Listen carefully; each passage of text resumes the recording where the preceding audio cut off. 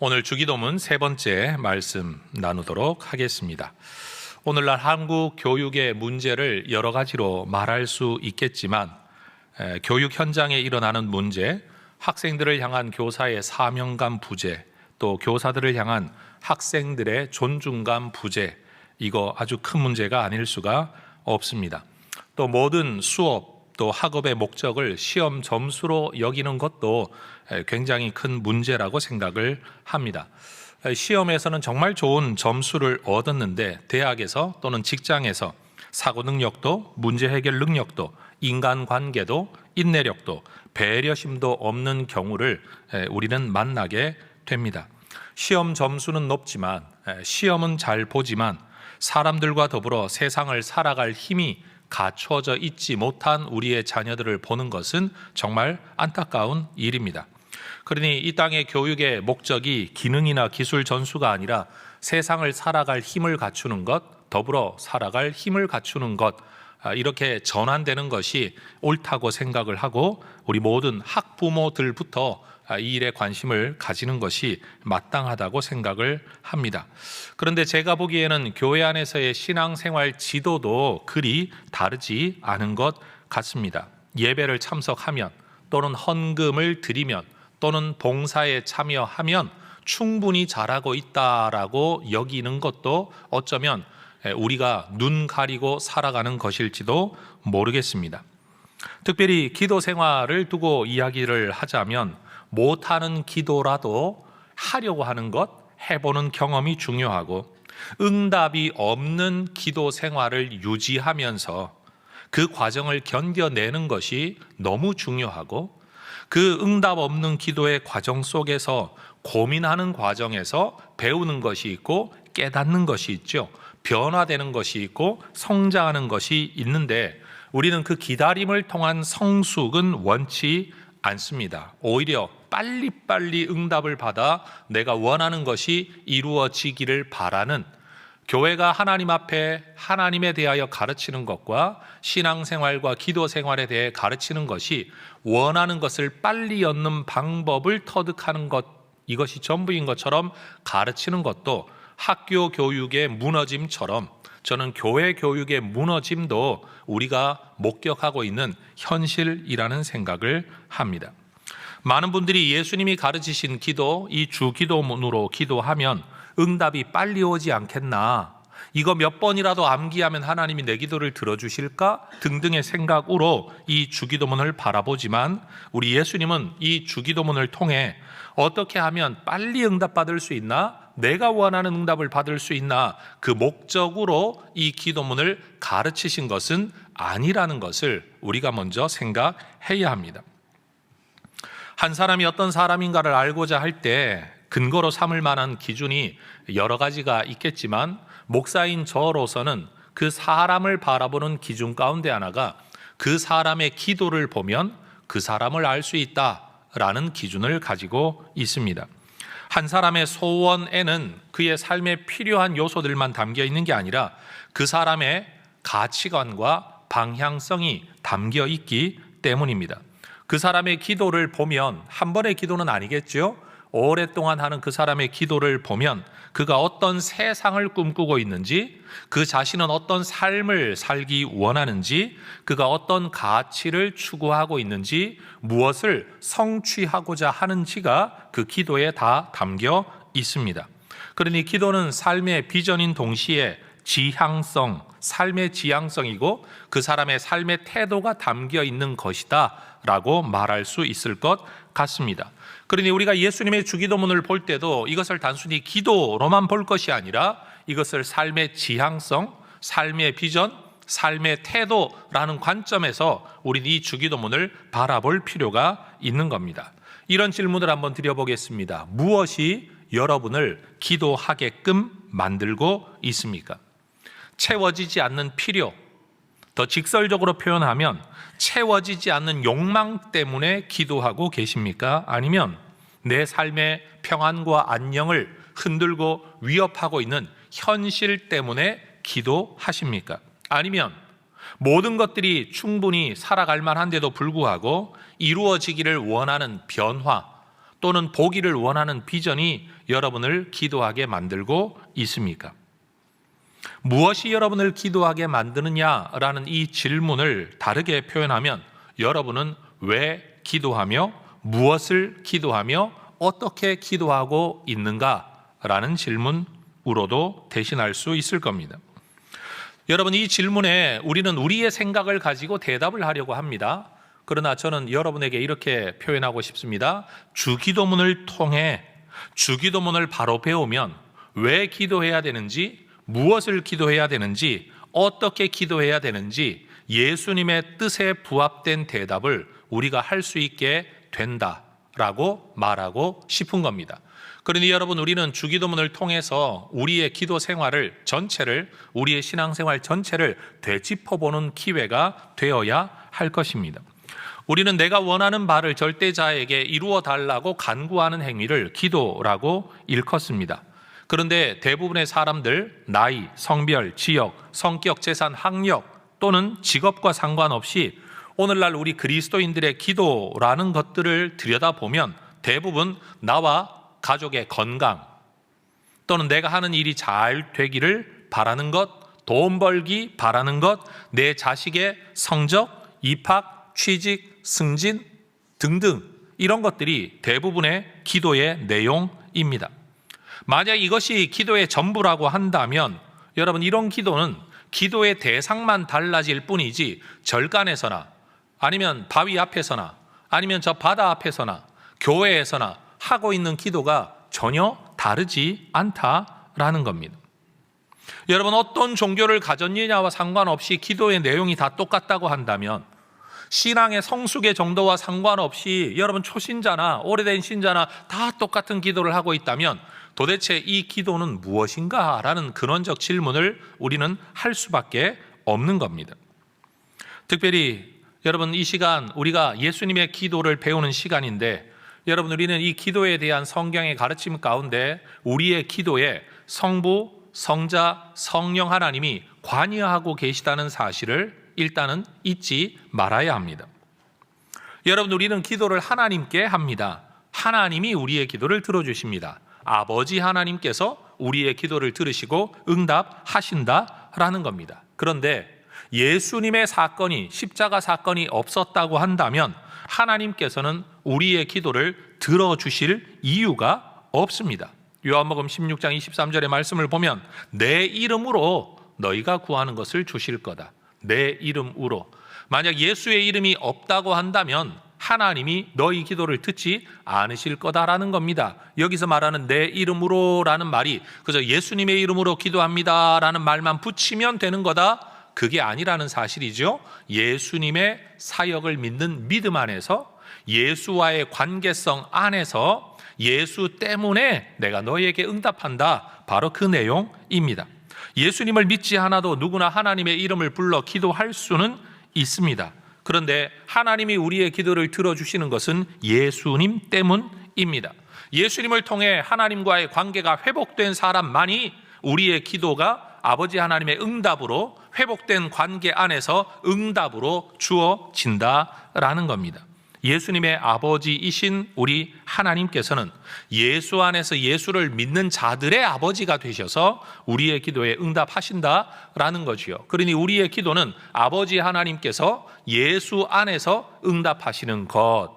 우리는 어떻게 기도하냐? 예수 안에서 아버지 하나님께 기도하는 것이다. 이거를 절대 잊지 말아야 한다라는 겁니다. 그런데 누구나 기도할 수 있음에도 불구하고 사도 바울은 우리를 일컬어 마땅히 기도할 바를 알지 못하는 존재들이라고 말을 합니다. 따라하십시다. 마땅히 기도할 바. 우리는 누구나 언제든지 무엇이든지 기도할 수 있습니다. 기도의 마음으로 살아가죠. 부모님이 건강하시기를 기도하는 마음으로, 자식들 잘 되기를 기도하는 마음으로, 우리 모든 가족 건강하기를 바라는 마음으로, 아니면 교회를 위한 좋은 마음으로, 복음을 위한 마음으로, 선교사님들을 위한 마음으로 우리는 항상 좋은 마음을 품고 하나님께서 그 좋은 일을 이루어 주시기를 간구하는 마음으로 살아갑니다. 그럼에도 불구하고 바울은 우리를 두고 뭐라고 말을 하느냐? 마땅히 기도할 바를 알고 있지 못하다. 무엇을 기도해야 되는지, 어떻게 기도해야 되는지를 제대로 모르고 있는 존재다라고 말을 한다라는 겁니다. 그러면서 그런 우리를 버려두지 아니하고 아버지 하나님께서, 아들 예수님께서 우리를 위해 성령님을 보내어 주셨는데, 그 성령님이 하시는 일이 무엇인가 하면 우리의 연약함을 도우신다고 합니다. 그런데 무슨 연약함이나 체력의 연약함이나 건강의 연약함을 말하는 게 아니죠. 마땅히 빌 바를 알지 못하는 그 연약함을 도우신다. 어떻게 도우시느냐? 성령이 말할 수 없는 탄식으로 우리를 위하여 친히 간구하고 계시다라는 겁니다. 비유를 하나 들어보겠습니다. 아이들은 자기 입맛 따라, 기호를 따라 자기가 좋아하는 음식만을 먹으려고 하는데, 대부분의 아이들은 인스턴트 음식을 좋아합니다. 자극적이죠. 입에 딱 맞지 않습니까? 그런데 만약 부모님, 특별히 어머님들이 여러분 이 아이의 건강을 위하여 필요한 영양소를 충분히 제공하고 아이의 식습관을 개선하지 않는다면, 만약 그런 부모의 노력이 없다고 한다면, 아이가 자기의 식성만을 따라 음식을 먹고 살아간다면 분명 이 아이는 얼마 가지 않아 영양의 불균형, 건강의 어려움을 겪게 될 겁니다. 제 말이 맞죠, 여러분? 그런데 우리의 자녀들이 그렇게 인스턴트를 좋아하는데도 불구하고 지금 그나마 건강을 지키며 살아가는 것은 자기의 기호와 식성만이 아니라 부모의 돌봄, 어쩌면 때때로는 강제적이고 요구받는 어떤 도움을 통해 지금의 건강을 지키고 있다라고 말할 수가 있을 겁니다. 우리의 기도 생활도 마찬가지입니다. 우리가 원하는 것, 우리가 되기를 바라는 것, 우리 눈에 보이는 것만 우리는 기도하며 살아가는데, 성령께서는 마땅히 기도해야 될 걸 놓치고 내가 좋아하는 것들만 기도하고 있는 우리를 위해 말할 수 없는 탄식으로 중보하며 기도하고 계시다라는 겁니다. 그러니 오늘 우리가 지금 이 자리에서 살아가고 있는 이 삶의 은혜는 내 기도의 응답으로 누리는 게 아니라, 나는 정말로 입에 맞는, 여러분 인스턴트와 같은 기도만 하고 있는데 그 모든 부족함을 중보하고 계시는 성령님의 기도의 은혜로 오늘 우리가 살아가고 있다는 것을 잊지 않아야 된다라는 겁니다. 우리는 해야 할 충분한 기도를 하고 있지 못해요. 해야 할 모든 기도를 하고 있지 못해요. 그런데도 성령님이 우리를 위해 기도하고 계시다. 그래서 성령님을 일컬어 보혜사, 은혜로 돕는 스승, 선생이라고 말을 할 때 파라클레토스, 곁에서 돕는데 어떻게 돕죠? 해야 할 걸 못할 때 인도하심으로, 해야 할 거 좌절해서 있을 때 힘을 주심으로, 좌절하고 있는 우리를 상담해 주심으로, 깨우치심으로 지금도 우리 옆에서 일하고 계시다라는 겁니다. 그러니 기도 생활 가운데 우리가 기억해야 될 건 내 기도만 존재하는 게 아니라 나를 위한 성령의 기도가 더 큰 분량으로 존재하며 내 삶을 지키는 은혜의 근거가 된다라는 것을 잊지 않아야 된다는 거예요. 그러니 여러분, 우리의 기도 생활은 아버지 하나님께 드리는 기도고, 예수 안에서 드리는 기도이고, 성령님의 도우심 안에서 이 기도를 드리고 있다라는 거지요. 그런데 이러한 기도 위에 예수님께서는 우리에게 아주 구체적으로 기도를 가르쳐 주시죠.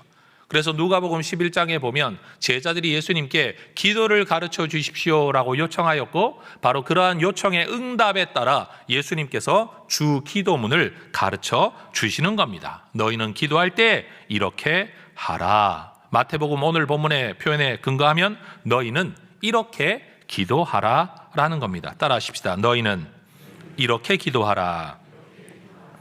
예수님이 이 말씀을 하시는 건 이 문장만 가지고 기도해라, 조사 하나 틀리지 말고 암기를 해서 기도해라, 이런 뜻이 아닙니다.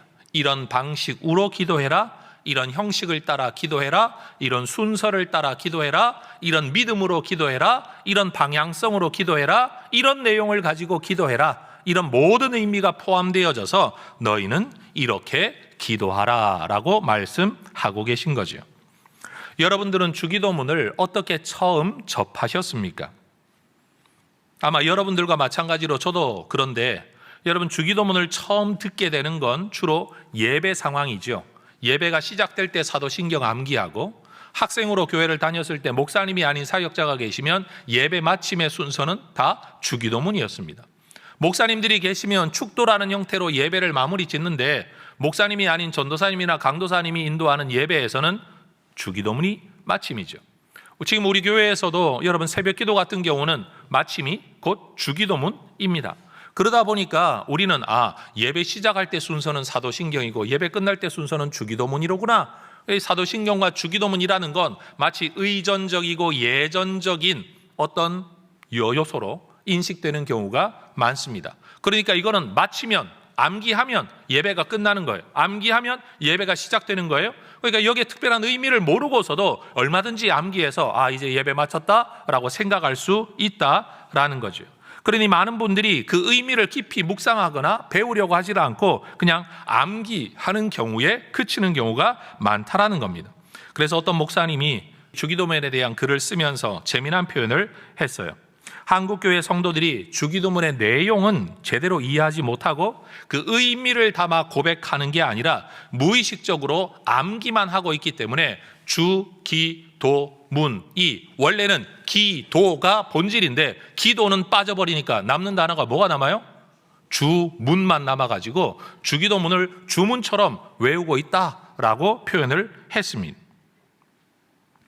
여러분, 교회를 중심으로 한 이 신앙생활을 하다가 보면 교회에서 행해지는 이 표면적인 종교 문화, 이거는 빨리 익히게 됩니다.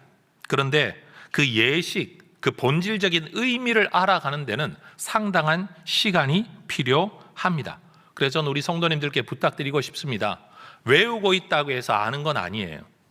익숙하게 따라하고 있다고 해서 충분히 아는 것이라고 말할 수는 없을 겁니다.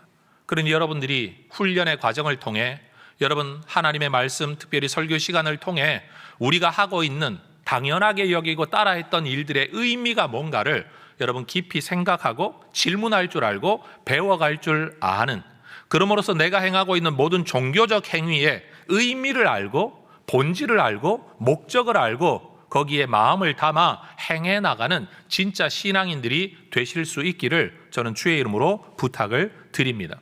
그러니 여러분, 교회만 다닌다 해서는 알 수가 없어요. 물어야 되고 들어야 돼요. 배워야 돼요. 그러려면 이 훈련의 과정이 너무너무 중요해요. 여러분들이 교회 생활할 때 여러분 지금 우리가 행하고 있는 이 종교 행위, 신앙의 행위는 성경적 근거 위에서 2000년 동안 흘러져 내려왔던 교회 전통을 우리의 방식으로 정해서 우리는 실천하고 있는 거예요.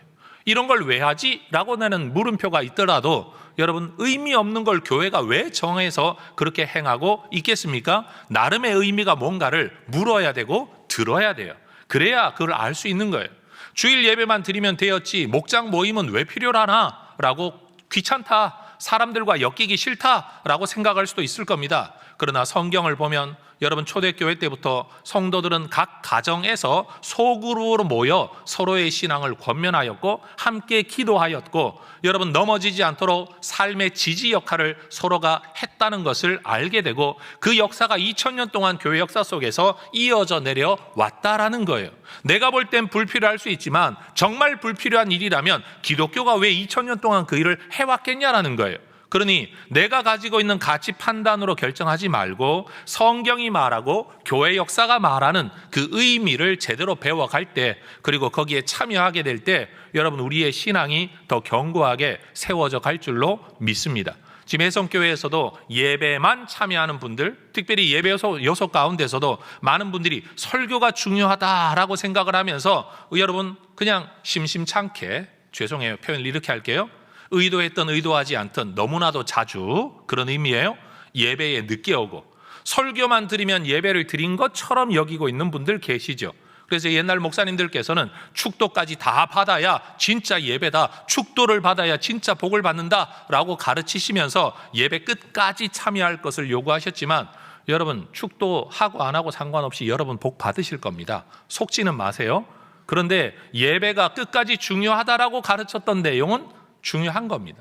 그리고 이 자리를 빌어 말씀드리는 건 축도는요 여러분 복을 비는 게 아니라 복에 대한 선언이에요. 고린도후서 13장이 말하고 있는 사도 바울이 예수 믿는 자들에게 하나님의 복이 너희와 함께한다, 성부 성자 성령 하나님의 은혜가 너희와 함께 하고 있다라는 것을 선언하는 믿음의 선포인 것이지 그게 기도는 아니라는 사실이에요. 그러니 여러분, 우리가 알아야 될 이 모든 요소 하나하나에는 특별한 성경적 의미가 담겨 있다라는 거예요. 자, 옆에 분들 한번 인사하십시다. 배우면서 신앙생활 하십시다. 여러분, 우리가 배워가면서 신앙생활 하시기를 다시 한번 여러분에게 부탁을 드립니다. 예수님께서 가르쳐 주신 이 주 기도문의 그 본문 자체는 마태복음과 누가복음에 기록되어 있습니다. 도표를 하나 그림으로 보여드립니다. 여러분, 마태복음과 누가복음에 기록되어 있는 내용이 몇 가지 요소는 다른 게 있습니다. 하나님을 어떻게 부를 거냐, 마지막에 성령이 있냐 없냐 정도의 차이가 있긴 하지만 기본적으로 이 기도문의 구조는 먼저 하나님의 이름을 부르고, 두 번째 하나님을 당신이라고 요청하면서 부르며 호칭하면서 부르는 세 가지의 기도가 있습니다. 그리고 우리에 관한 세 가지의 기도가 있습니다. 그리고 이 모든 기도의 클로징 멘트로서의 성령이 있습니다. 이게 주기도문의 기본적인 구조입니다. 여러분, 부분적으로 아주 미세한 차이가 있기는 하지만 근본적인 내용에는 둘 다 큰 차이가 없다고 우리는 생각을 합니다. 여러분, 하나님께서는 400년이 넘는 이집트에서의 삶의 양식, 종살이 양식에 익숙해 있던 이스라엘 백성들에게 모세를 통해 율법이라는 것을 주셨습니다. 그것은 하나님 나라의 삶의 양식이었습니다.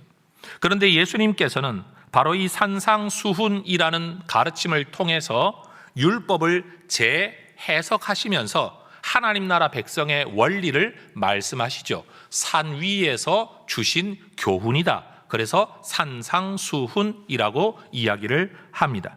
그런데 놀라운 건 여러분, 마태복음 5장, 6장, 7장이 바로 이 산상수훈을 기록하고 있는데, 이 마태복음의 기록자인 예수님의 제자 마태는 주기도문을 산상수훈의 제일 중심에다가 둡니다.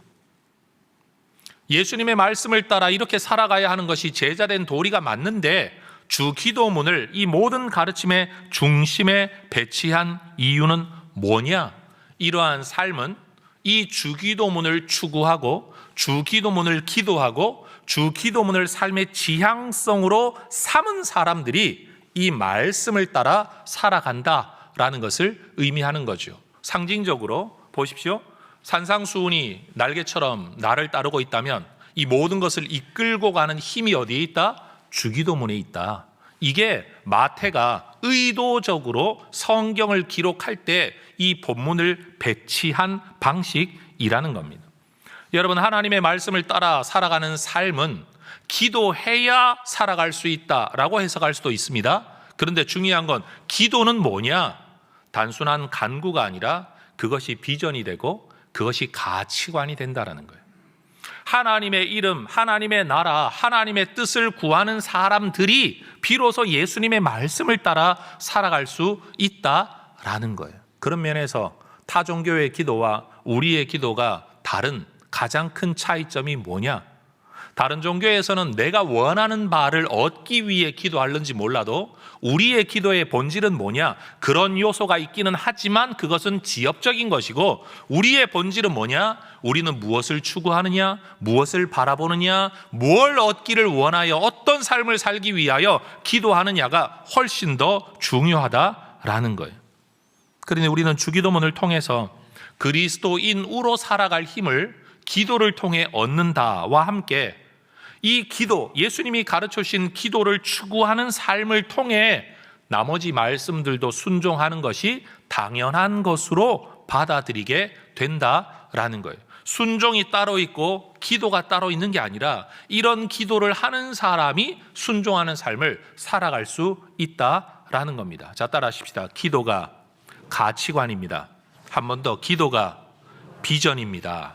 여러분, 기도를 그렇게 인식해야 된다라는 거예요. 누가복음에서는 주기도문을 가르쳐 달라는 제자들의 요청, 그리고 그 이후에 주기도문, 그리고 강청하는 기도의 필요, 기도에 대한 또 다른 가르침들이 11장에 연달아 기록되어 있습니다. 여러분, 예수님을 따르고 믿고 하나님을 아버지라고 부르는 사람들만이 이 주기도문을 하나님 앞에 드릴 수 있습니다. 저는 사도신경을 설교할 때 이렇게 표현을 했습니다. 사도신경은 내가 그 믿음에 참여한다라는 점에서 신앙인, 성도들의 자기 정체성 선언문이다 라는 표현을 했습니다. 자기 정체성 선언문이다. 그렇다면 주기도문은 뭐냐? 우리의 비전 선언문이다 라고 말을 하면 좋을 것 같습니다.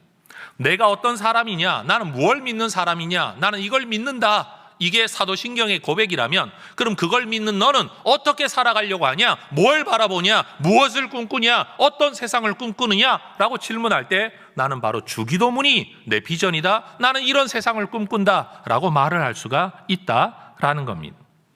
여러분, 주기도문은 주님께서 가르쳐 주신 기도라고 해서 주기도문이라고 이름 지어졌습니다.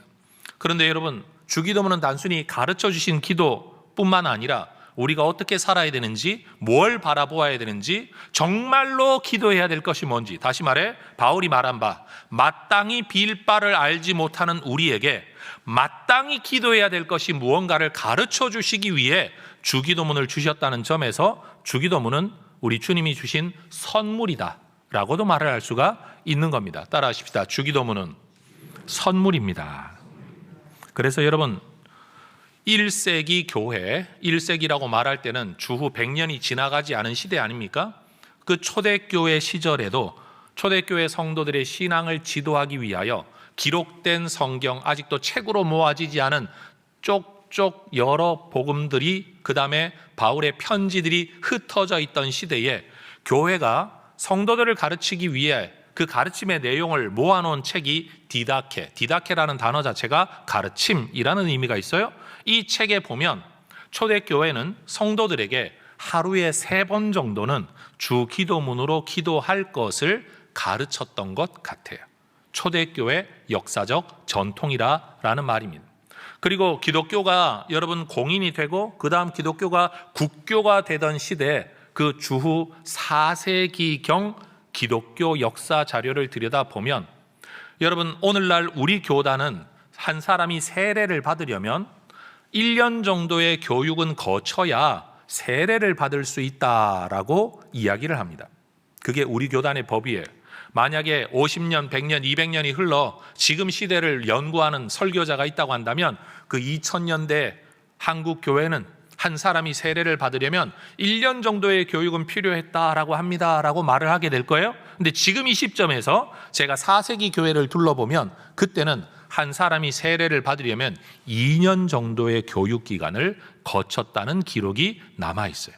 그 2년 동안의 교육 가운데 주로 가르쳤던 내용이 뭐냐? 사도신경을 가르치고 주기도문을 가르치고 십계명을 가르치면서 신앙생활에 대한 교육을 했었다는 기록이 남아있다라는 거예요. 그러니 여러분, 우리가 주기도문을 배우는 것, 사도신경 이런 것들을 배우는 건 그저 오늘 우리의 관심 때문이 아니라 교회 역사 속에서 여러분 초대교회 때부터 늘 해왔던 일들이라는 것을 우리는 알아야 합니다. 그래서 토마스 아퀴나스라는 대신학자는 신학대전이라는 책에서 주기도문을 일컬어 이렇게 표현을 했습니다. 주기도문으로 기도하는 사람은 마땅히 바라야 할 것을 구할 뿐만 아니라 바라야 할 순서대로 구한다. 다시 말해 뭘 구해야 되냐? 어떤 순서로 구해야 되냐에 대한 가르침이 주기도문에 나타나 있다는 거예요. 계속 말하기를 이렇게 주기도문은 간구의 준칙일 뿐만 아니라 우리가 어떤 취지로 간구해야 하는지를 안내해 주는 길잡이이기도 하다. 뭘 기도해야 되고 왜 기도해야 되는가를 가르치는 게 주기도문이다라고 말을 했다는 겁니다. 종교개혁자였던 마르틴 루터도 주기도문을 두고 이렇게 말을 합니다. 하나님 아버지께서 자기 아들을 통해 이 기도를 작성하시고 그 아들의 입에서 이 기도가 나오게 하셨기 때문에 우리로서는 이 기도가 하나님을 무한히 기쁘시게 하리라는데 아무 의심이 없다. 다른 말로 하면 뭐죠? 이 기도가 하나님을 기쁘시게 한다. 이런 기도가 마땅한 기도다.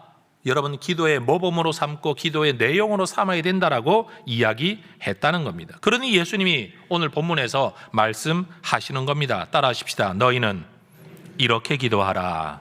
다시요, 너희는 이렇게 기도하라. 그런데 예수님의 이 말씀을 원래의 언어의 문장대로 바꾸면 순서가 이와 같아요. 이와 같이 기도하라. 그러므로 너희는이라는 말이 가장 뒤에 온다는 건 예수님이 이 표현을 강조하셨다는 겁니다. 이런 기도를 해야 된다. 누가? 너희는 누구입니까? 하나님의 자녀된 사람들, 예수님의 제자된 사람들 말이에요. 그러니 주님은 오늘 우리에게 말씀하시는 거예요. 이렇게가 중요한 게 아니라 너희는 이런 기도를 해야 된다. 우리가 정말로 하나님의 자녀이고 예수님의 제자라고 한다면 여러분 이 주기도문의 내용을 충분히 이해하고 여러분 이 표현을 통해서도 기도하지만 그 내용을 담아서 우리의 기도가 여러분 이런 내용을 담아내는 기도가 될 수 있어야 될 줄로 믿습니다. 그런데 이 주기도문을 곰곰이 묵상을 해보면 앞으로도 우리가 이제 본문 한 표현을 살펴보게 되겠지만 마치 주기도문은 하나님의 질문에 대하여 우리가 어떻게 대답해야 되는가를 가르쳐 주는 것 같아요. 큰 덩어리로 따지면 4개의 질문이 있다고 우리가 가정해 볼 수가 있습니다. 하나님이 이렇게 질문한다고 생각하고 여러분 뭐라고 대답할지 한번 생각해 보십시오. 너희에게 있어서 나는 누구이냐? 여러분 뭐라고 대답하시겠습니까? 주기도문에 근거하면 하나님은 하늘에 계신 우리의 아버지이십니다. 이 대답이 가능하겠죠. 하나님이 또 질문하십니다.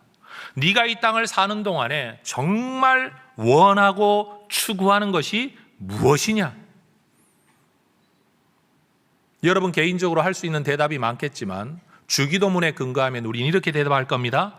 아버지의 이름이 거룩히 여김받고 아버지의 나라가 임하는 아버지의 뜻이 이루어지는 그것을 내가 보기를 원합니다. 그래서 이게 비전이라는 거예요. 그게 방향성이라는 거예요. 그게 가치관이라는 거예요. 3번째 질문이 가능하죠. 그런 삶을 살려고 하는 너에게 지금 필요한 것이 무엇이냐? 그때 우리는 이렇게 대답합니다. 하나님, 하루를 살 양식이 필요합니다. 날마다 주님 앞에 죄짓고 살아가는 우리의 죄가 용서받아야 되겠습니다.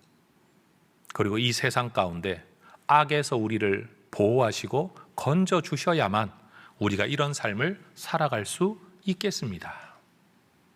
바로 이 기도를 한다는 거예요. 4번째 하나님의 질문이 뭡니까?